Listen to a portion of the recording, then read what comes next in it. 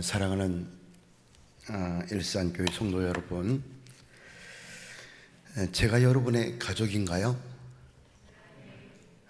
가족이에요? 그렇습니까?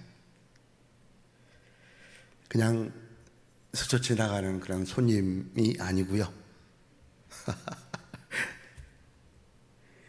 선교라는 하나님의 사명을 함께 감당하는 가족인지를 제가 지금 여러분들에게 묻고 있는 것입니다. 아멘? 예, 고맙습니다. 가족은요, 함께하는 것입니다. 오늘 말씀에도 나와 있잖아요. 함께하는 것이고, 그것도 항상 함께하는 것이죠. 가족은 참 좋은 것입니다, 여러분. 대우라는 그런 기업이 있었잖아요. 대우 망했지만 그들은 서로를 대우 가족이라고 그렇게 이야기했습니다.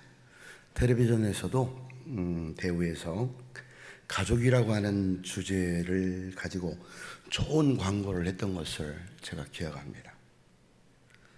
오늘 저는 여러분들과 함께 먼저 가족의 이야기를 좀 하고 싶습니다. 제 할머니 이름은 김성녀 권사님이시거든요. 돌아가셨죠. 저는 천국에서 저희 할머님을, 예수님을 물론 가장 먼저 보고 싶지만 예수님 다음으로 저희 할머님을 보고 싶습니다.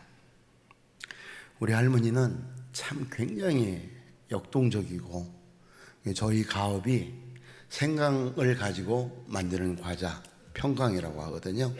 그것을 이렇게 우리 할머님이 전국으로 팔러 다녔어요. 그걸 팔고 다니셨어요.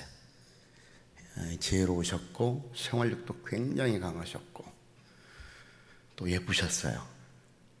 근데 우리 할머니가 모든 것을 다 감당하시는 그런 할머니였지만, 우리 할머니가 가장 무서워하는 것이 있습니다.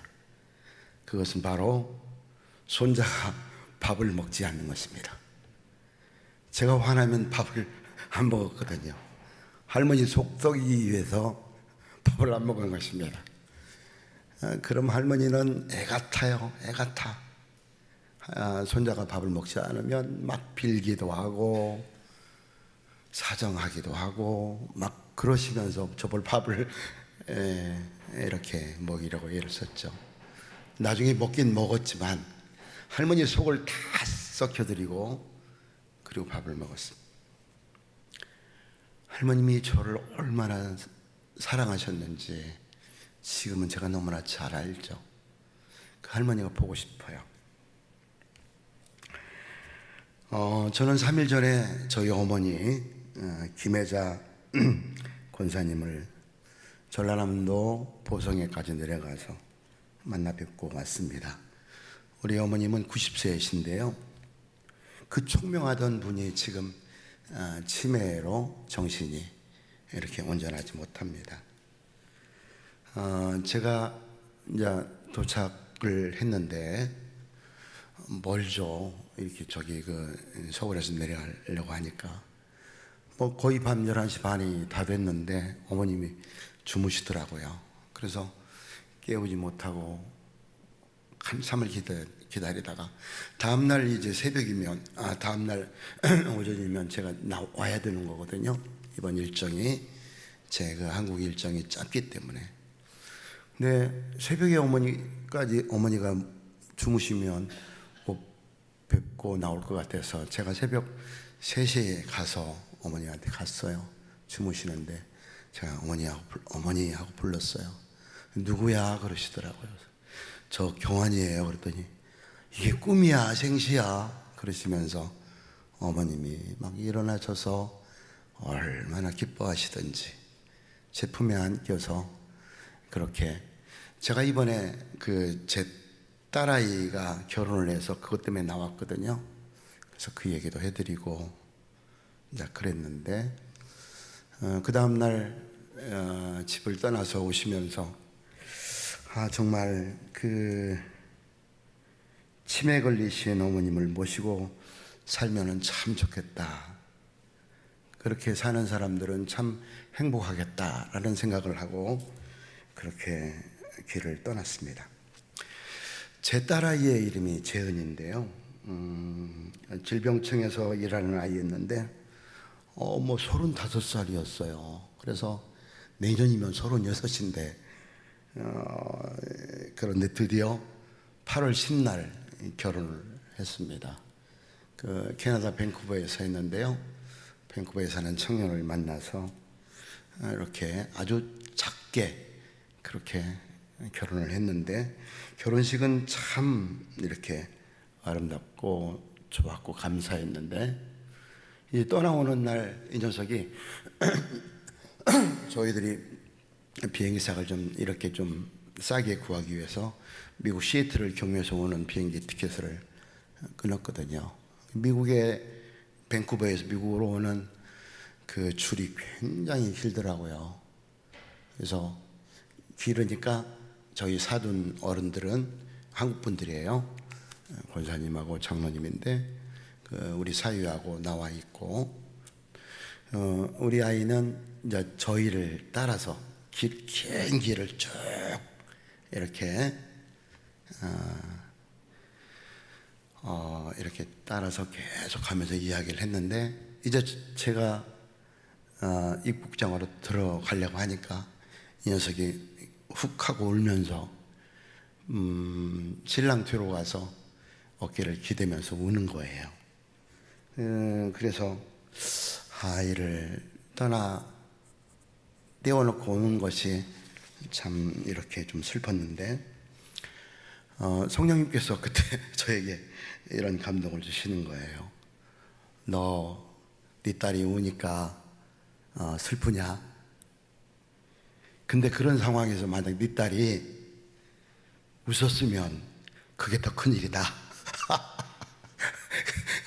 굉장히 이게 그 눈물이 나오는 상황에서도 웃음이 나오더라고요.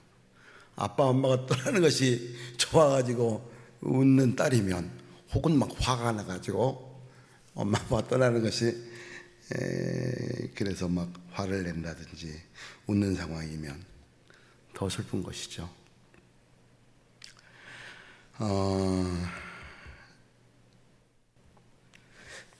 제가 지난번에 아마 이야기를 했는지 모르겠지만 여러분 이제 8월 10날 결혼을 하고 우리 장로님과 권사님이 저보다 나이가 많으세요. 근데 그분들도 손님을 이제 떠나보내야 되겠고 우리 사위와 딸도 이제 막 결혼을 했으니까 신혼여행을 애들이 못 갔어요. 못 가고 그냥 호텔에 하룻밤 가서 이렇게 지내고 돌아왔는데 아이들에게도 그 시간을 좀 주기 위해서 저희 부부가 잠시 미국에 한 4일 갔다가 돌아와서 밴쿠버에서 그래 왔거든요. LA에서 여러분 이제 여러분 이어령 집사님 아시잖아요. 이어령 LA에 그 비치가 해변이 많이 있어요. 많이 있는데 헌팅턴 그 해변이 있거든요. 이어령 집사님이 그분이 마지막 이렇게 남긴 그런 책이 그 헌팅턴 비치에 가면 내가 살던 집이 있을까라고 하는 그런 시집의 제목이에요. 그러니까 이호령 그 장관 그분이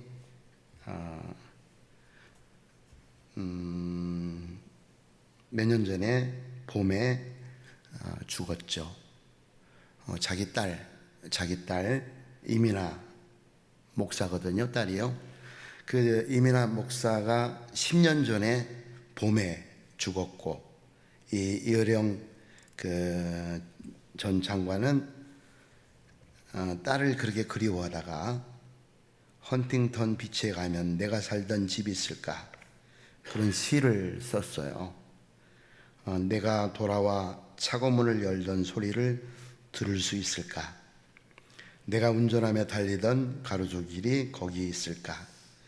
내가 없어도 바다로 내려가던 하얀 언덕길이 거기 있을까? 바람처럼 스쳐간 흑인 소년의 자전거 바퀴살이 아침 햇살에 빛나고 있을까? 헌팅턴 비치에 가면 내가 있을까? 아침마다 작은 갯벌에 오던 바다새들이 거기 있을까? 이런 시를 마지막으로 그분이 남겼어요.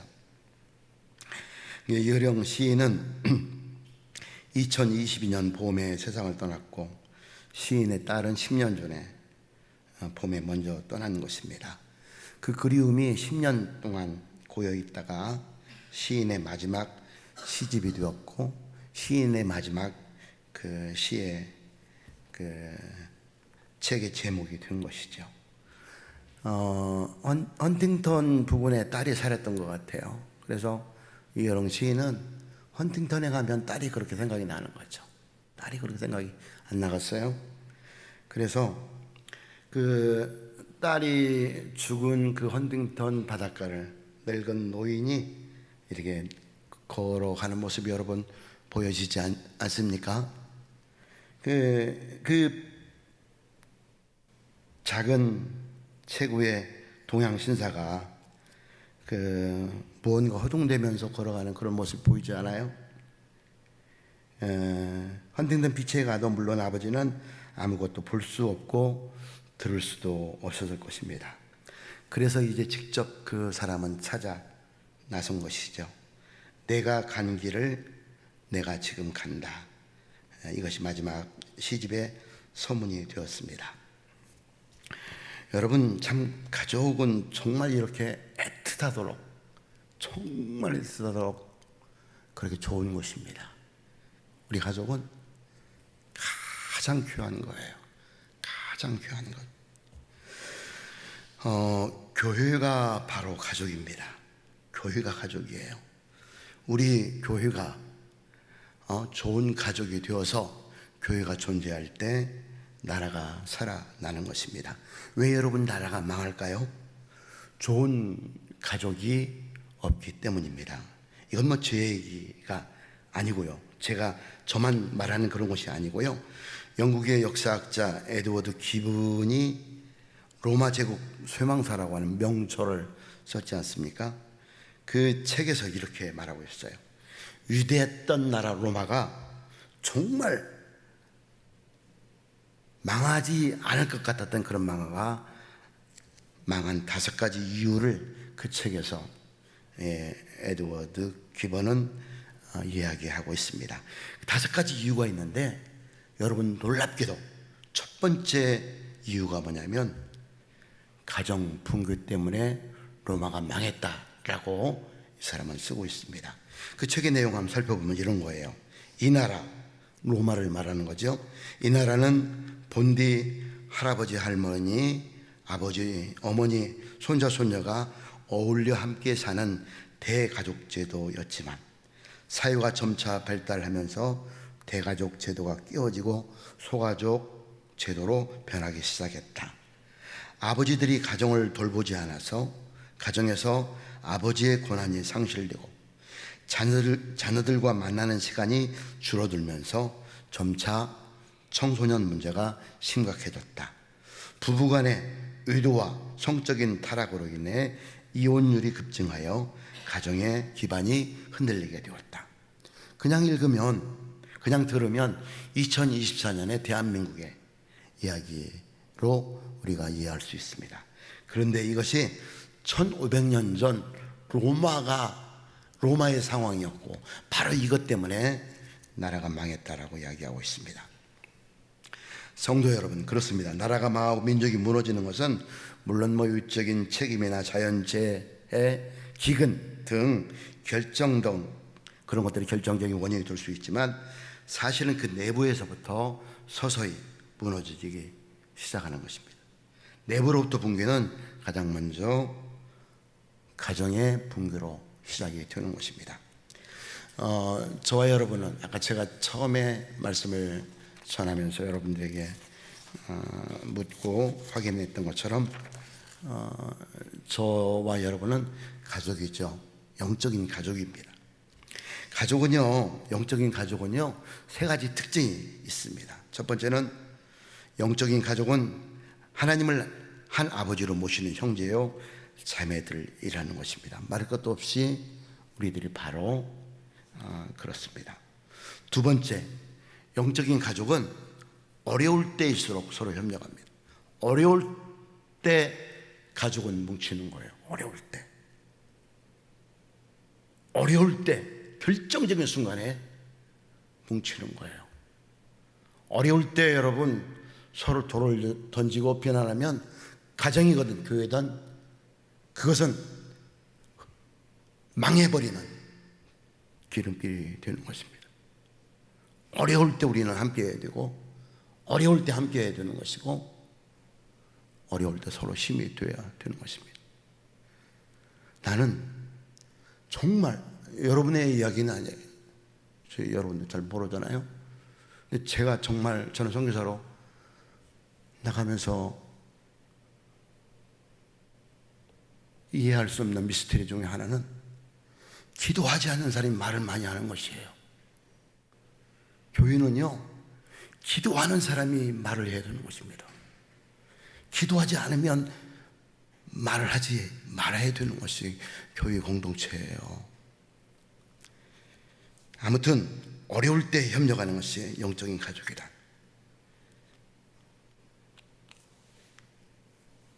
그리고 세 번째로 영적인 가족은 서로 품고 용서하는 것입니다.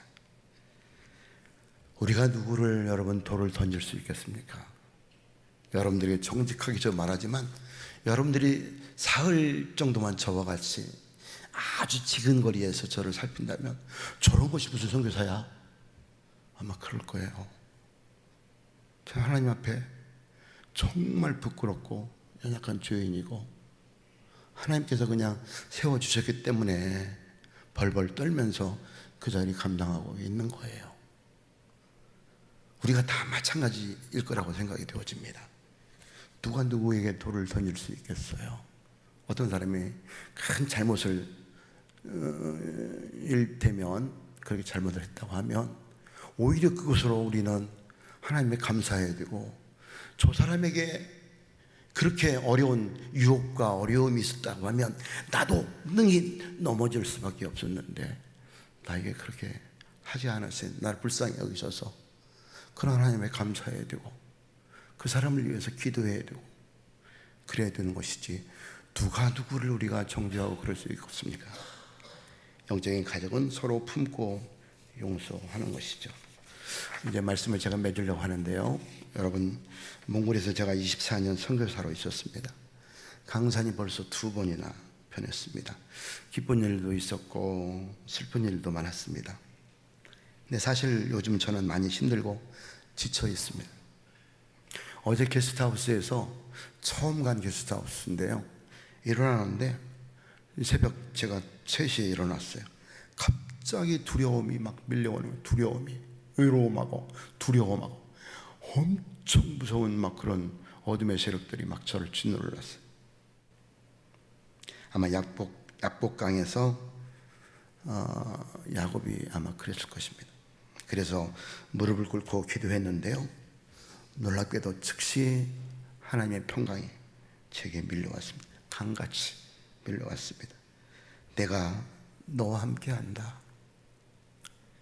세상 끝날까지 항상 그러마 라고 하는 하나님의 약속을 붙잡고 제가 다시 회복이 됐고 눈물도 났고 감사했습니다.